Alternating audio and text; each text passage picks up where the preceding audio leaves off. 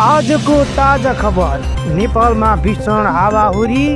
नमस्कार साथीहरू, गए राति नेपालका विभिन्न स्थानमा असिना पानी सहितको तीव्र हावाहुरी आएको छ। यस हावाहुरीका कारण धेरै ठाउँमा घरका छाना उडाएको, बाली नाली सुताएको र केही स्थानमा बाढी समेत आएको जानकारी प्राप्त भएको छ। स्थानीय बासिन्दाहरू त्रसित बनेका छन्।